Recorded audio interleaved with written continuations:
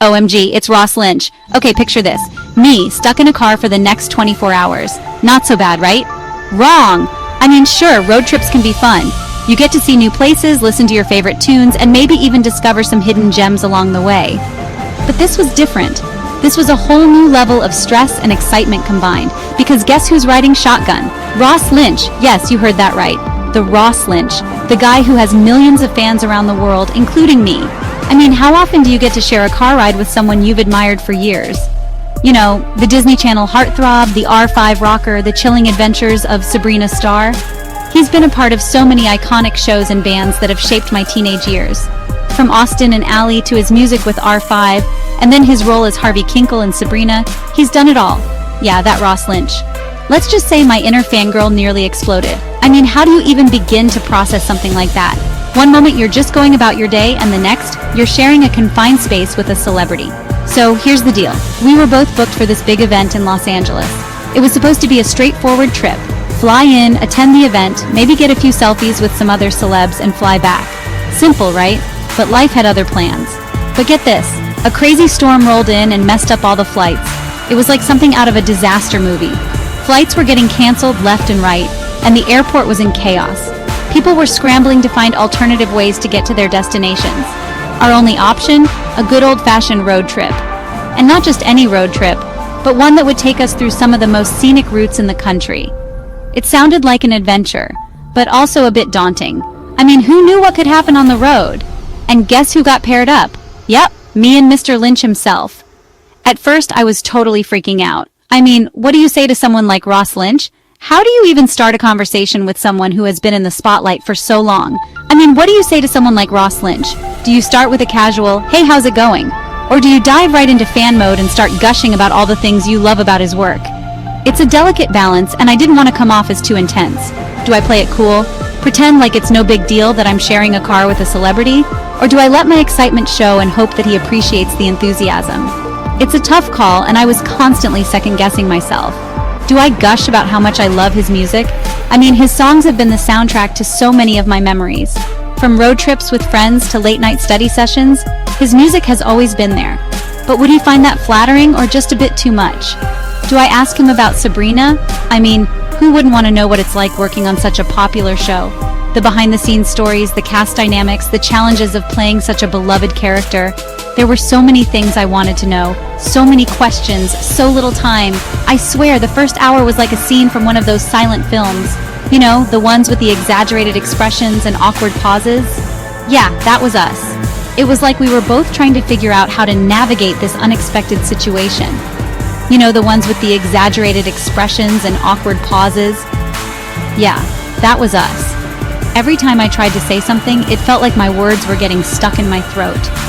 And every time he looked over at me, I could feel my face turning red. But hey, at least the scenery was nice. The open road, the beautiful landscapes, the sense of adventure, it was all there. And slowly but surely, we started to relax. We started to talk, to share stories, to laugh. It turned out to be one of the most memorable experiences of my life. Okay, so maybe I'm exaggerating a little about the silent film part. But you know those moments when the silence is so thick you could cut it with a knife? Yeah, it was one of those. The kind of silence that makes you hyper-aware of every little sound, like the hum of the car engine or the ticking of the dashboard clock. I could almost hear my own heartbeat, and I was pretty sure he could too. But seriously, it was pretty quiet in the car. I mean, you could hear a pin drop. We were both just staring out the window, probably thinking about a million things but not saying a word. It was like we were in our own little worlds, separated by an invisible wall of awkwardness. I think we were both trying to figure out what to say. You know that feeling when you're racking your brain for something, anything to break the silence? Yeah, that was us. I kept glancing over at him, hoping he'd say something first. But he seemed just as lost as I was. You know how it is when you meet someone famous? It's like your brain short-circuits, and you forget how to be a normal human being. You're caught between wanting to impress them and not wanting to come off as a total fanboy or fangirl. It's a delicate balance, and I was failing miserably. You don't want to be that over-enthusiastic fan, but you also don't want to be rude by ignoring them. It's a tightrope walk, and I was wobbling all over the place. I kept thinking, should I ask for an autograph? Is that too much? Maybe I should just play it cool. We mostly just made small talk at first. You know, the kind of conversation that doesn't really go anywhere but fills the silence.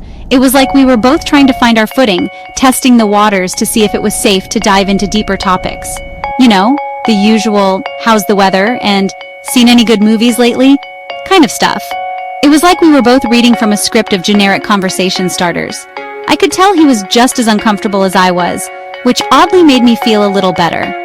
I even tried to make a joke about the traffic, but it fell totally flat. He just looked at me like I had 3 heads. Note to self, work on your comedic timing. It's not that the joke was bad, it's just that the timing was all wrong. Or maybe it was the delivery. Either way, it was a total flop. Note to self, work on your comedic timing. I made a mental note to never try that joke again, at least not in a situation as tense as this one. It's funny how you can be so confident in your head, but when it comes time to actually say something, it just doesn't come out right. Ross seemed a little shy at first too. He wasn't the larger-than-life personality I had imagined. Instead, he was just a regular guy, probably just as nervous as I was. It was kind of comforting to see that even celebrities have their awkward moments. He's actually quite down to earth, not at all what I expected from a big-time celebrity. He didn't have that air of arrogance or superiority that you sometimes see. Instead, he was just normal. It was a pleasant surprise, and it made me feel a little more at ease. He kept fiddling with his phone, probably checking social media or texting his friends. I couldn't help but wonder if he was bored out of his mind being stuck with me. Was he texting someone to come rescue him from this painfully awkward situation? The thought made me chuckle internally. I couldn't help but wonder if he was bored out of his mind being stuck with me. I mean, who wouldn't be? Here he was, a big-time celebrity, and he was stuck in a car with a nobody like me. The thought was both humbling and a little depressing. Finally, I couldn't take the silence anymore. It was driving me crazy. I decided to just be myself and hope for the best. I mean, what's the worst that could happen, right? It's not like I'm ever going to see him again after this. Or am I? I decided to just be myself and hope for the best. I took a deep breath, gathered my thoughts, and decided to break the ice with something a little more personal. Maybe if I opened up a bit, he'd feel more comfortable doing the same. I mean, what's the worst that could happen, right? It's not like I'm ever going to see him again after this. Or am I? I figured, if nothing else, at least I'd have a good story to tell my friends later. So I took the plunge and started talking about my favorite hobby. It's not like I'm ever going to see him again after this. Or am I? As it turns out, that one little decision to be myself changed everything. We ended up having a great conversation, and by the end of the ride, it felt like we were old friends. Sometimes, all it takes is a little courage to break the ice and turn an awkward situation into a memorable experience. So, how do you break the ice on a road trip with a celebrity? It's not every day you find yourself in a car with someone famous, and the pressure to make a good impression can be intense. You want to be cool, but also engaging. You want to have fun, but not come off as trying too hard. It's a delicate balance, and the stakes feel high. But don't worry, I've got a foolproof method that works every time. If you're like me, you challenge them to a game of Would You Rather. This game is a classic for a reason. It's simple, it's fun, and it can lead to some truly hilarious and revealing moments. Plus, it's a great way to get everyone talking and laughing, which is exactly what you want on a road trip. Yep, that's right. I whipped out my phone, found a list of hilarious Would You Rather questions online, and the games began. The beauty of this game is that it can be as lighthearted or as deep as you want it to be. You can ask silly questions that make everyone laugh, or you can ask more serious questions that lead to interesting conversations. Either way, it's a win-win. Let me tell you, Ross is surprisingly competitive. I didn't expect it, but he really got into the game. It was like seeing a whole new side of him. He was determined to win, and it made the game even more fun.